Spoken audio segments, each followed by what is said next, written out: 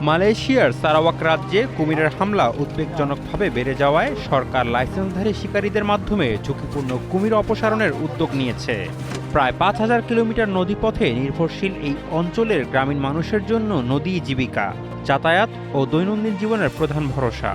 তবে কুমিরের সংখ্যা বাড়ার সঙ্গে সঙ্গে নদীতে নামা এখন অনেকের জন্য প্রাণঘাতী ঝুঁকিতে পরিণত হয়েছে। লাইসেন্সধারী শিকারী জেফেরি সিও ও তার দল রাতে নৌকায় টহল দিয়ে টোপ ফেলে বিপজ্জনক কুমির শনাক্ত ও অপসারণ করেন। তাদের দাবি, কয়েকটি নদী থেকে ঝুঁকিপূর্ণ কুমির সরিয়ে নেওয়ার পর সেসব এলাকায় হামলার আশঙ্কা উল্লেখযোগ্যভাবে কমেছে। এই সংকটের মানবিক দিকও সামনে এসেছে। ইবান সম্প্রদায়ের প্রধান ড্যানিয়েল মুকিংয়ের ছেলে মাছ ধরতে গিয়ে কুমিরের হামলায় নিহত হন।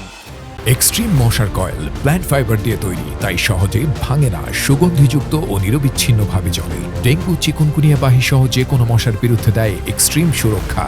তিনি জানান, একসময় বিশ্বাস ছিল কুমিরকে বিরক্ত না করলে কুমিরও মানুষকে আক্রমণ করবে না, কিন্তু সন্তান হারানোর পর তার সেই বিশ্বাস ভেঙে গেছে।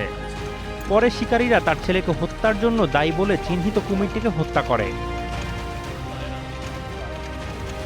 সরকারি তথ্য অনুযায়ী ২০২৩ থেকে ২০২৫ সালের মধ্যে সারাওয়াকে কুমিরের হামলায় ৩৩ জন আক্রান্ত হন। এর মধ্যে ২২ জন নিহত এবং ১১ জন আহত হন। ২০২৬ সালেই এখন পর্যন্ত ৯টি হামলায় ৫ জনের মৃত্যু হয়েছে।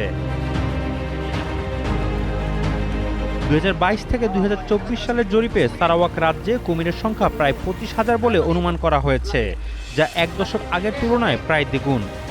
তবে সারাওয়াক ফরেস্ট্রি কর্পোরেশন বলছে, এটিকে সরাসরি কুমিরের অতিরিক্ত সংখ্যা হিসেবে দেখার সুযোগ নেই। মানুষের বসতি, নদীর তীরে সম্প্রসারণ এবং সহজে খাবার পাওয়ার কারণেই কুমির মানুষের কাছাকাছি চলে আসছে। কুমির সংরক্ষণ ও জননিরাপত্তার মধ্যে ভারসাম্য বজায় রাখাই এখন সরকারের জন্য সবচেয়ে বড় চ্যালেঞ্জ হয়ে দাঁড়িয়েছে। শাহেদ আলম ফাহিম, কালের কণ্ঠ।